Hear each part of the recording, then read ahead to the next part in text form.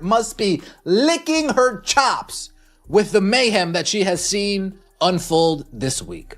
Unrivaled returning to little fanfare. Ouch, she says to herself quietly. Unrivaled playing in a gym that has absolutely no engagement from the crowd. Ouch, she says to herself quietly. She looks around and she sees empty seats. She looks around and she sees folks on their laptop. Ouch, she says to herself quietly. Nafisa Collier getting on the broadcast, hearing what Fee had to say. Ouch, she says to herself quietly. Seeing her get dragged through the mud on social media. The reality hits hard. Lifetime medical insurance for NBA players' families and pensions after just 3 years. Meanwhile, WNBA athletes must cover their own travel to All-Star Weekend only to get checked in temporary tents. This is not merely a gap, but a harsh, undeniable truth that dismantles the polished image some media portray, revealing the real challenges of thriving in professional sports. A stark wake-up call for anyone ignoring the league's true financial struggles.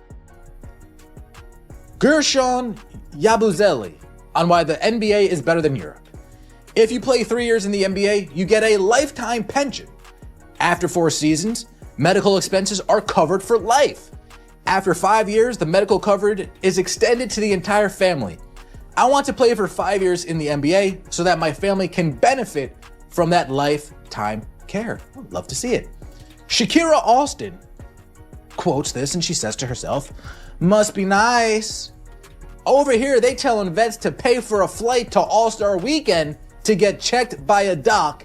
And WNBA star Shakira Austin looked at the NBA's benefits and could only say must be nice. This gap goes beyond money. It reflects the core value and care given to athletes. The idea that both leagues are on a similar level, or that one is catching up quickly, falls apart under these fundamental welfare differences. It directly confronts the narrative that all professional basketball players are treated with equal respect. Quotes this and she says to herself, must be nice. Over here, they telling vets to pay for a flight to All-Star Weekend to get checked by a doc in a pop-up tent. Shall we proceed? We shall. It's amazing what they can do with a profitable league. You guys are getting there. It didn't happen overnight for the NBA either. Atwood, salute to you. Way to let them down gently. Way to softly put them down. They have ratings and have done a great job in negotiation. Your player union leaders are too busy managing their own. The league claims growth, but the figures tell another story. The NBA, with nearly 8 decades in existence, makes billions. The WNBA, despite rising interest, continues to lose millions every year. It has never been profitable. This is a financial fact, not opinion. A harsh counterpoint to media depictions of immediate success, highlighting struggles often ignored publicly. For years. Ooh. Collective bargaining agreement and negotiations. Don't be salty about something your players association has not negotiated for or asked for previously. Somewhere, Kathy Engelbert is seeing this from afar and saying, ouch. Well, make a profit for the owners and then you can start asking for more things, ... Business mastermind over here. Make more money and you'd get what they have. Oh, Lord, oh, Lord, oh, Lord. Profit for owners comes first before additional demands can be met. This tough business reality cuts through the rhetoric players want more, understandably. But the truth is, a league losing tens of millions yearly cannot match NBA-level benefits. This is a fundamental issue often overlooked, with focus placed on surface-level comparisons rather than deep financial analysis. The league, you're in losses, millions every year, but you expect to be paid and treated like NBA players in a league that generates billions. The WNBA is in the starting stage and hasn't profited 1 year since being started. Common sense. This person says, too easy, not gonna bother. Somewhere, Kathy Engelbert is seeing all of that and saying to herself, ouch. we move on. Together, Alex Morgan's media company. Oh, goodness gracious. A particularly blunt comment highlighted the main problem, almost like your product is undervalued. This no-nonsense perspective strikes at the heart of valuation debates. It challenges media hype that can mask commercial realities, while harsh it captures what many feel when assessing WNBA finances versus its demands, a truth rarely spoken. NHL average base salary, $3.8 million. Despite averaging 2 times the TV viewership of the NHL, WNBA players earn just about 2.7% of NHL salaries. You guys already know what I'm going to say.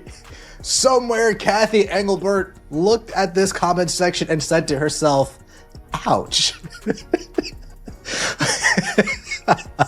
440,000 plus another 1 to 3 million from Canadian viewership, double the game's attendance, ticket cost, and probably 10x. The misconception continues when comparing the WNBA today to the NBA of the 1970s, saying the WNBA is in its early stage like the NBA then misses a key fact. The NBA in the 70s was building toward billions, not consistently losing tens of millions. With over 20 years in operation, this false equivalence propagated by media needs to be corrected with facts. Quality basketball with no dunks, we'd watch an elementary school game. Somewhere Kathy Engelbert read that and said to herself, ouch. Oh no, the numbers. They hate when you break out the numbers. A simple Google search will show it's more to it. NHL key revenue figures and projections 24-25. Total league revenue projected around $6.8 billion, all from previous seasons. Average team revenue increased to approximately $243 million, a 9% jump. Sponsorship revenue, a record $1.5 billion. Team valuation, a 9% increase in team revenue led to higher valuations. Then comes the NHL comparison. Media often claims WNBA viewership at nearly 10 million now surpasses the NHL average of 40 to 30,000. This is used as evidence of explosive growth and rising popularity. But examining the data more closely reveals this impressive statistic is misleading, ignoring critical revenue context. We've been struggling to agree on. Oh, yeah. Thank you very much.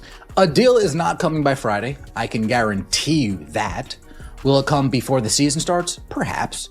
But we are 2 days away. There's been no news about them even getting closer. I don't think a deal is happening Friday.